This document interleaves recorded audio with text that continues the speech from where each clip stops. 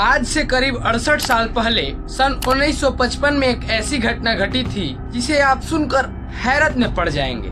यह घटना अमेरिका के एक ऐसे विमान से जुड़ी हुई है जिसने उड़ान तो भरा, लेकिन उड़ान भरने के 30 साल बाद किसी दूसरे देश में लैंड किया। और सबसे हैरान कर देने वाली यह बात है कि यह विमान लैंड करने के बाद फिर से लापता हो गई। तो आइए जानते हैं इस हवाई जहाज की रहस्यमयी कहानी और इसकी सच्चाई क्या है। 2 जुलाई 1955 जब फ्लाइट 914 अमेरिका के न्यूयॉर्क से मियामी के लिए उड़ान भरती है। मियामी एक फ्लोरिडा का शहर है। इस दौरान उस फ्लाइट में 57 लोग सवार थे। सब कुछ बिल्कुल ठीक चल रहा था, लेकिन किसी ने ये नहीं सोचा था कि उनका ये सफर 30 सालों तक लंबा होने वाला है।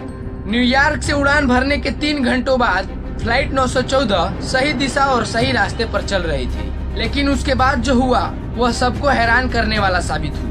फ्लाइट 914 फ्लोरिडा में लैंड करने के बजाय रहस्यमयी तरीका से हवा में गायब हो जाता है और उसके बाद उस फ्लाइट की कोई अता पता नहीं मिलता। यहाँ तक कि उस प्लेन को मियामी शहर में लगे रडार भी खोज नहीं पाए। दूसरी तरफ एयर ट्रैफिक कंट्रोल ने न्यूयॉर्क टावर से संपर्क किया, जहाँ से यह जानकारी प्राप्त हुई कि फ्लाइट 914 गायब हो चुकी है। तमाम तकनीकी और रडार का इस्तेमाल किए जाने के बाद भी उस प्लेन को खोजना चुनौती बन चुका था। इस तरह फ्लाइट 914 के गायब होने पर लोगों की जान तो खतरे में थी ही, लेकिन इसके साथ सरकार और एयर सर्विस पर भी बुरा असर पड़ने वाला था। उनकी छवि पर आंच आने वाली थी। तब तक ये खबर पूरी दुनिया में आग की तरह फैल चुकी थी। लिहाजा इन्वेस्टिगेशन टीम फ्लाइट 914 को खोजने के लिए निकल पड़ी।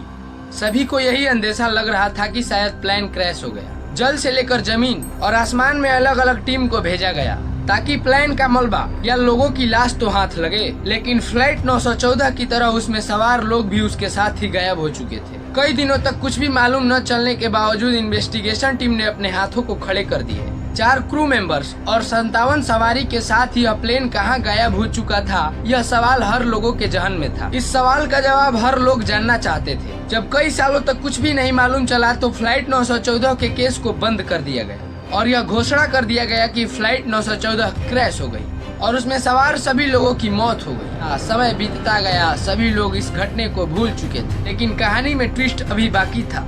कहानी में ट्विस्ट तब आता है जब एकाएक 30 सालों के बाद वेनेजुएला के कारकास एयर ट्रैफिक कंट्रोलर को एक रडार से प्लेन को देखा और वह प्लेन कारकास के रडार से मदद की गुहार लगा रही थी। उस प्लेन को लैंड कराने के लिए इजाजत दे दिया जाता है और जाके 9 मार्च 1985 को रहस्यमयी तरीके से वेनेजुएला के कारकास एयरपोर्ट पर लैंड करती है। मीडिया रिपोर्ट्स के मुताबिक जब यह फ्लाइट कारकास के एयरपोर्ट पर लैंड की तो विमान के पायलट ने वहां मौजूद स्टाफ से पूछा कि यह कौन सा साल है। ग्राउंड स्टाफ ने उन्हें बताया कि यह साल 1985 है। यह सुनते ही पायलट ने अपने छाती पर हाथ रखा और गहरी सांस लिया और कहा, ओह माय गॉड। इसके बाद कोई कुछ समझ पाता, वह विमान फिर से आसमान में उड़ चला।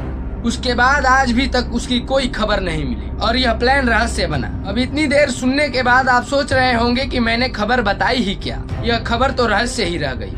तो ये खबर पूरी तरह से फेक थी। हाल ही में कई फेक न्यूज को सच बताने वाली न्यूज साइट्स ने इस पर से पर्दा उठाया है। उन्होंने बताया कि पैन अमेरिका का इस नंबर का कोई प्लेन ही नहीं था और न ही ऐसे प्लेन उस दिन उड़ान भरी थी।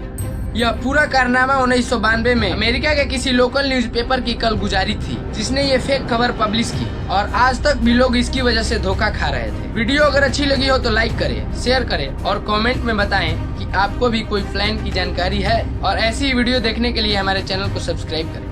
धन्यवाद।